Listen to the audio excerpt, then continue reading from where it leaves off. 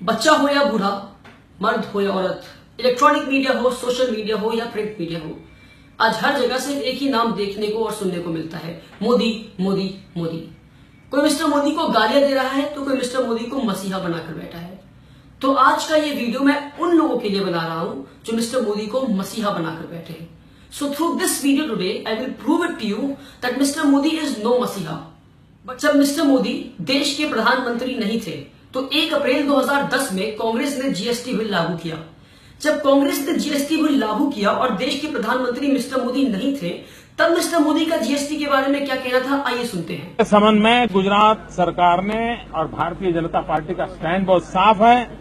GST के संबंध में हमने कहा है कि आपकी जीएसटी का सपना तब तक पूरा नहीं होता, तब तक साकार नहीं हो सकता जब तक कि आप पूरे देश में टैक्स पेयर के साथ आईटी इंफ्रास्ट्रक्चर का नेटवर्क नहीं बनाते। जीएसटी कभी सफल नहीं हो सकता। जीएसटी कभी सफल नहीं हो सकता।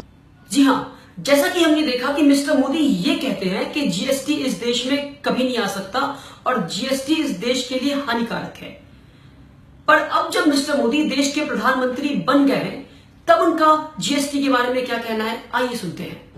जीएसटी का मतलब है great step by team India. GST का मतलब है great step towards transformation. GST का मतलब है ग्रेट स्टेप्स टवर्ड्स ट्रांसपेरेंसी।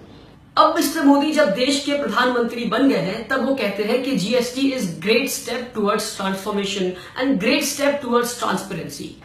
तो इससे यही साबित होता है कि मिस्टर मोदी देश का भलाई नहीं चाहते हैं। जब वो ऑपोजिशन में थे तो वो ऑपोजिशन वाली काम कर रहे थे, अब जब वो प्रधानमंत्री बन गए हैं तब वो जीएसटी के लिए बोल रहे हैं। तो इससे यह साबित होता है कि मिस्टर मोदी इज नो मसीहा, but he is a simple politician who has been playing his dirty politics for the past so many years. जब मोदी जी देश के प्रधानमंत्री नहीं बने थे और कांग्रेस एफडीआई यानी कि फॉरेन डायरेक्ट इन्वेस्टमेंट लागू करने की कोशिश करता है और मिस्टर मोदी तब ऑपोजिशन में थे, तब उनका एफडीआई के बारे में क्या कहना था, आइए सुनते हैं। भाइयों बहनों, कल प्रधानमंत्री ने जो निर्णय किए हैं, ये निर्णय चौंकाने वाले हैं। अब किराना कौन बेचेगा? विदेशी लोग। चाय कौन बेचेगा? विदेशी। चावल कौन बेचेगा? विदेशी। गेहूं कौन बेचेगा? हल्दी कौन बेचेगा? मिर्ची कौन बेचेगा? इसके लिए विदेशियों के लिए दरवाजे खोल दिए। हमारे देश के छोटे छोटे व्यापारियों की दुकानों पे ताले लग जाएंगे। ये निर्णय दिल्ली में बैठी हुई सरकार ने किया है। जी हां, जैसा कि हमने सुना कि मिस्टर मोदी ये कहते हैं कि अगर देश में एफडीआई आ गया तो देश का किराना हो, चाय हो, हल्दी हो या चावल हो, हर कोई विदेशी बेचेगा और जो छोटे मोटे व्यापारी हैं देश के, वो बर्बाद हो जाएंगे। पर जी नहीं, जब मिस्टर मोदी देश के प्रधानमंत्री बन जाते हैं तब उनका एफडीआई के बारे में क्या कहना है, आइए सुनते हैं। भारत में भी बहुत बड़ी मात्रा में विदेशी पूंजी की जरूरत है। फॉरेन डायरेक्ट इन्वेस्टमेंट की आवश्यकता है। और जब मैं एफडीआई कहता हूं तो मेरे दिमाग में एफडीआई एक साथ 2 विषय लेके चलती है। दुनिया की नजरों में एफडीआई है फॉरेन डायरेक्ट इन्वेस्टमेंट, लेकिन उस समय मेरे दिमाग में है first develop India. Foreign direct investment की आवश्यकता है। जी हां, मिस्टर मोदी कहते हैं कि देश को एफडीआई की जरूरत है।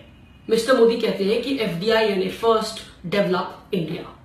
Ladies and gentleman, once again this is what we call his hypocrisy. जब वो ऑपोजिशन में थे तो ऑपोजिशन वाले काम कर रहे थे। So one person who has 2 faces, one person in 2 different positions acts in 2 different ways. This is a sign of a hypocrite. So hence proven, ladies and gentlemen, that this man is no masiha. Modi ये कहते हैं कि उनको देश के एक particular community की औरतों को उनका हक दिलाना है। पर जो लोग ये वीडियो देख रहे हैं, मैं उनसे ये कहना चाहता हूं कि जब मिस्टर मोदी अपना एफिडेविट भरते हैं स्टेट असेंबली इलेक्शन के लिए, तो उसमें वो मेंशन करते हैं कि आई एम सिंगल। पर एक साल बाद 2014 में जब वो सेंट्रल इलेक्शन की एफिडेविट भरते हैं तो उसमें लिखते हैं I am married. Ladies and gentleman, this man is not sure about his marital status. Mister Modi अपनी वाइफ जशोदा बहन को आज तक उनकी हक नहीं दे पाए, तो बाकी देश की औरतों को उनका हक कैसे दिलाएंगे? Ladies and gentlemen, try and understand that this man is no Masiha, but he is a simple hypocrite man. आप जो वीडियो देख रहे होंगे आपको मुझ पे बहुत ज्यादा गुस्सा आ रहा होगा, सारे भक्तों को मुझ पे बहुत बहुत ज्यादा गुस्सा आ रहा होगा कि ये क्या कह रहा है। मैं बस आपसे सारे भक्तों से सिर्फ एक बात कहना चाहता हूं, एक बार अपना हाथ अपने दिल पर रखकर एक सवाल कर ले कि ये जो बच्चा आज वीडियो में कह रहा है क्या वो सही कह रहा है या गलत कह रहा है। जी हाँ, अगर मैं गलत कह रहा हूँ तो मेरी वीडियो को ना देखें आप, पर हाँ अगर मैं सही कह रहा हूँ then stop supporting Mr. Modi and stop giving him the tag and the label of Masiha, because he is not a Masiha. He is a dirty politician. Thank you so much.